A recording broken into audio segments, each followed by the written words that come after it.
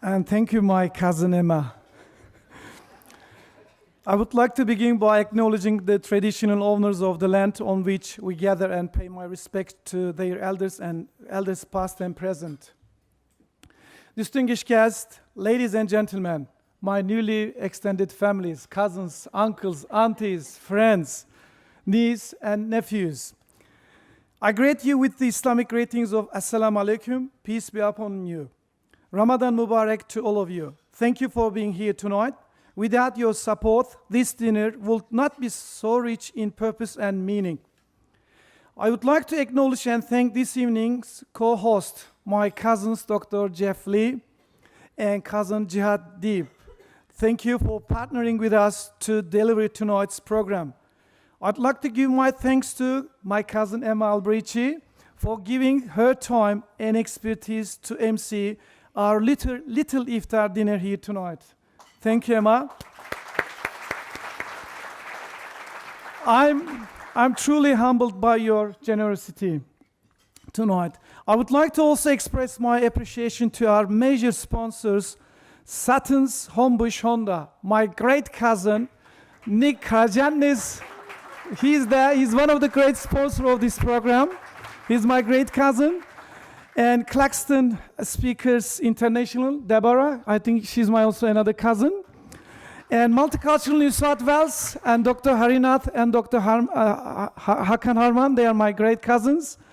And UTS and as well as our other sponsors.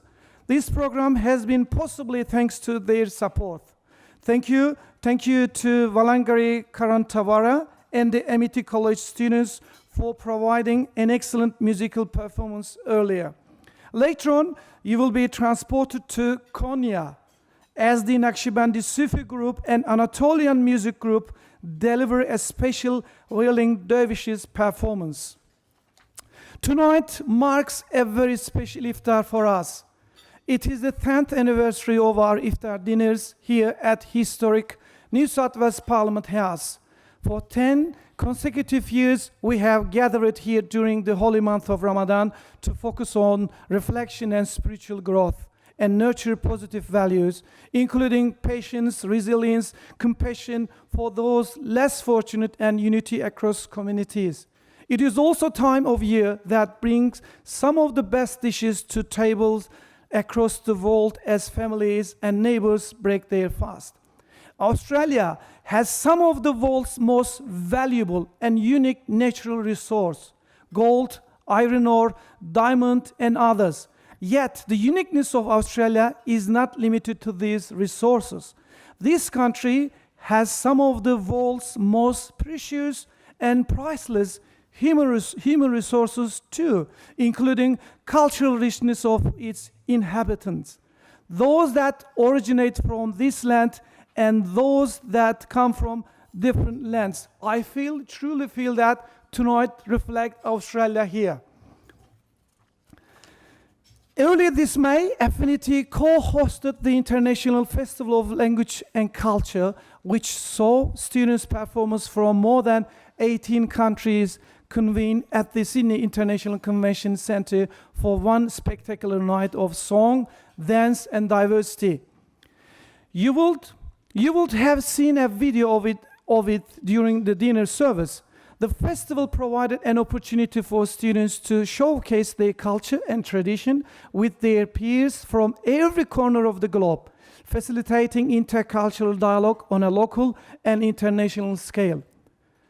What was so at the IFLC is very similar to what we are seeing here tonight. People of different cultural, religious, and ethnic backgrounds coming together in a spirit of friendship, dialogue, and understanding. It is great to see that Ramadan has made a prominent mark on Australia's social and religious calendar. Presently, every Ramadan there are many Muslim and non-Muslim organizations that host iftars in Sydney and across Australia. Just this year, Affinity is involved in organizing more than 30 iftar dinners, 26 of them being home iftars during a 30-day Ramadan calendar. An ancient Japanese proverb states, if you have a good friend next to you, the road is not long. We are gathered here tonight where old friendships are strengthened and guests who were once strangers are now transformed into new friends. This offers a remarkable opportunity for the exchange of meaningful dialogue, mutual understanding, and solidifying a society that is grounded in common values. By gathering here tonight, we are showing that people, regardless of differing faiths, cultural backgrounds, and worldviews, can come together to work towards common goals of peace, understanding, and mutual respect. Our differences is a source of richness that forms a mosaic of harmony, diversity, dialogue, and understanding. The purpose of this Iftar dinner is to celebrate education and overcome ignorance. We are building bridges that contribute to a better community, society, and ultimately a better humanity. Ramadan is a time of compassion and mercy. In these blessed days when patience and tolerance prevail, we once more remember love, peace, cooperation, and bridging gaps between communities. In this regard, a contemporary Islamic scholar says, those who want to reform the world must first reform themselves. If they want to lead others to a better world, they must purify their inner worlds and adorn their outer worlds with virtue. I believe this is every peace builder's challenge, to be a source of peace so it overflows to those around you. This is a message that I wish to spread. Embracing inclusiveness and peaceful coexistence is beneficial to society. Sometimes we worry that we are not doing enough, that we are not reaching enough people. At the moment like this, it is best to remember the wise words of the Buddha when he said, "A jug fills drop by drop." Tonight, there are many drops of peace in this room. I'm happy that, although we are all small drops, we are part of river of loving dialogue. One of the core values of Affinity is reserve in your heart a seat for everyone. If we sincerely open our hearts to everyone and reserve a seat for all, it will put a stop to endless grudges, hatreds, rages, bloodsheds, and killings.